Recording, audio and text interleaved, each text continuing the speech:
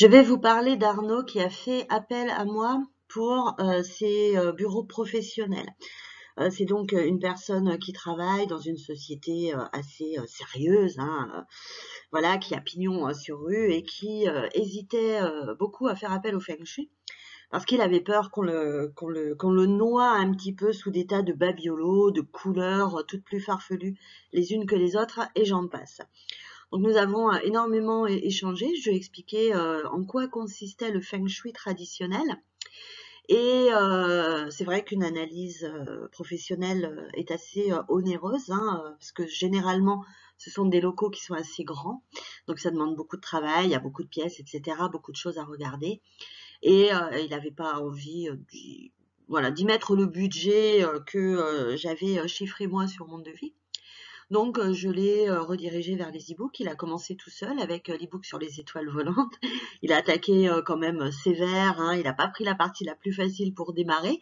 Mais c'est une option aussi. On peut tout à fait ne traiter que les étoiles volantes et se ficher un petit peu des secteurs et des directions. Les deux s'emboîtent bien, hein, si je puis dire, hein. C'est un plus de tout regarder.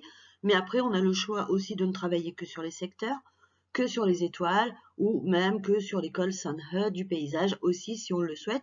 Moi, je suis ouverte à tout et voilà, ce que l'on souhaite, eh bien, je m'y plie sans aucune difficulté. Donc, il a attaqué avec l'e-book, il avait déjà pas mal déblayé le terrain, et puis il a eu besoin de moi, donc il a fait appel au coaching personnel, hein, en Feng Shui que je propose, pour voilà, que je puisse répondre à ses questions, l'aiguiller, vérifier avec lui aussi ce qui avait été fait, si ça avait été bien fait, et puis lui apporter forcément mon regard d'expert, hein, puisque c'est un petit peu le but. Mon expérience m'aide énormément et me permet, voilà, en un coup d'œil comme ça, de voir les choses essentielles et de donner des conseils supplémentaires, parce que chaque situation est unique et c'est compliqué de tout regrouper dans un e-book aussi complet soit-il. C'est un peu comme un chef cuisinier quand il rédige un bouquin de recettes. Il met pas mal de choses, mais après, il y aura toujours des choses qu'il pourra vous dire de vive voix supplémentaires, en plus de ce qu'il a mis dans le livre, et il pourra jamais tout non plus notifier dans son livre. Et bien, en Feng Shui, c'est la même chose. La première des choses que j'ai vues avec lui, c'était l'accès à ses locaux. Il avait la chance d'avoir deux accès possibles, même si l'un paraissait plus évident que le second. On a finalement modifié cet accès par le second, hein. On a laissé tomber le premier qui paraissait assez naturel, assez spontané, mais l'autre accès ne posait pas de problème particulier, donc on l'a privilégié. Tout simplement parce que les étoiles, à cet accès-là, à cette porte d'entrée-là, et je parle bien de l'accès aux locaux, hein, pas de son bureau ni quoi que ce soit, était bien meilleur que de l'autre côté où on avait quand même notamment une sale combinaison qui n'aidait pas à la vue de son domaine d'activité. Si vous avez déjà écouté mes vidéos, si vous avez déjà lu un petit peu mon site et tout, vous devez savoir que chaque étoile a un domaine de prédilection. Les étoiles, généralement, peuvent agir dans plusieurs domaines, mais elles ont toujours leur domaine de prédilection, leur domaine spécifique, là où elles vont être le plus puissantes, que ce soit en positif comme en négatif. Prenons un exemple simple, hein, de quelqu'un, je sais pas moi, une nana qui travaille, je sais pas, qui est assistante de direction, ça fait 40 ans qu'elle fait ça. Voilà, elle connaît son boulot par cœur, elle excelle vraiment dans son boulot. Rien ne l'empêche de développer une, voire plusieurs activités complémentaires. Elle peut être passionnée de couture, faire de la couture, je sais pas, voilà, proposer des services de couture, faire des vêtements pour les amis ou autres.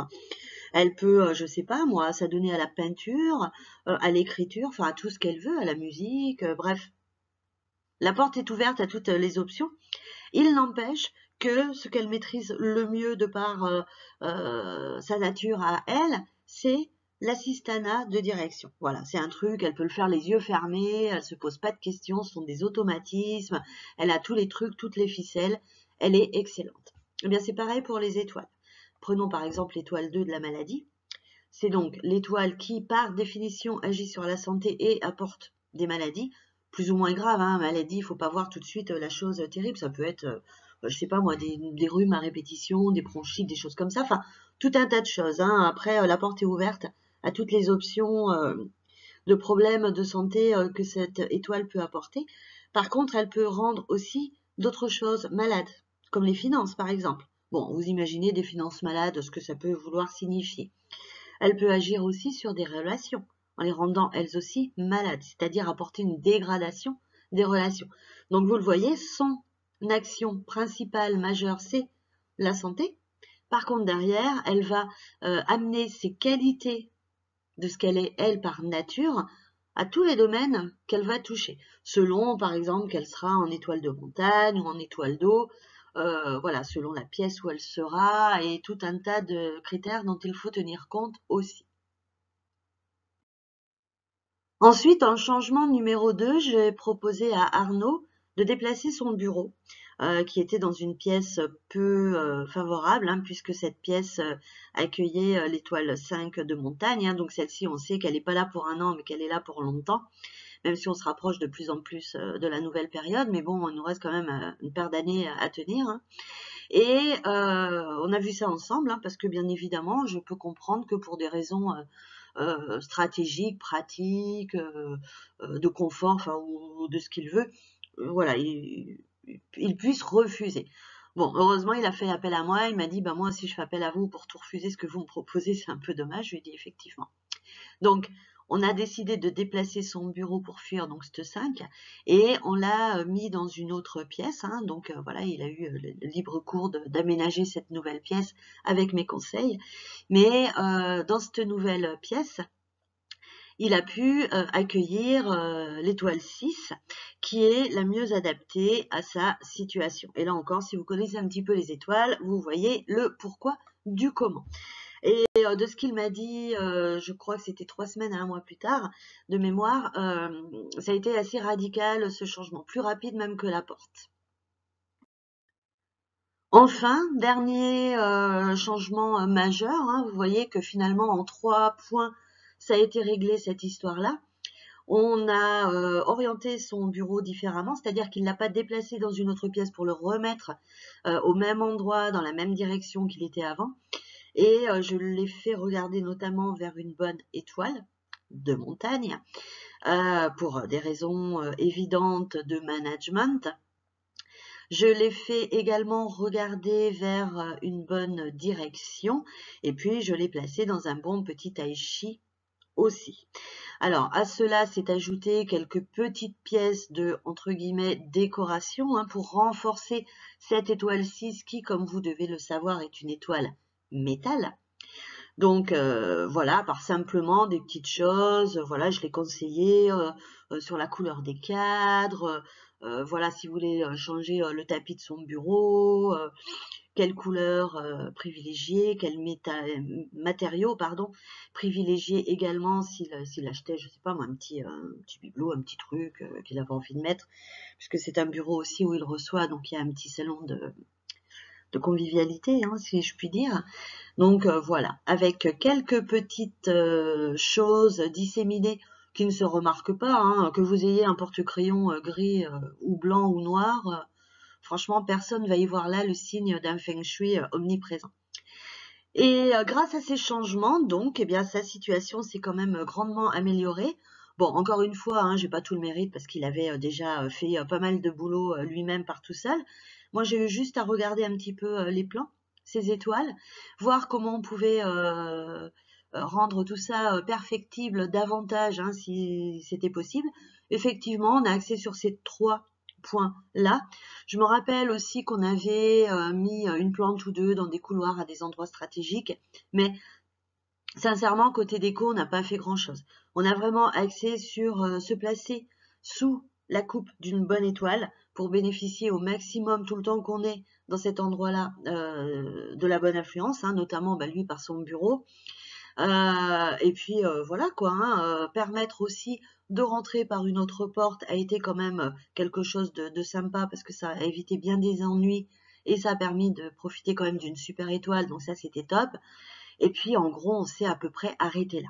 Bon, en même temps, la fin du coaching était arrivée. Lui, il était content de ça, ça lui convenait comme ça. Il m'a dit que si c'était pas suffisant en termes de résultats, il reviendrait vers moi. Mais j'ai reçu quelque temps plus tard un mail élogieux pour me dire que tout allait bien. Donc j'en étais ravie pour lui et lui aussi.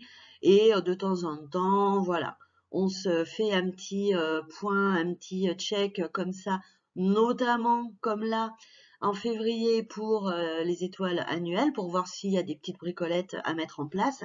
Mais sinon, c'est tout. Il continue son petit bonhomme de chemin et ma foi, son chemin se présente au mieux, se développe, s'élargit, grandit et c'est super pour lui.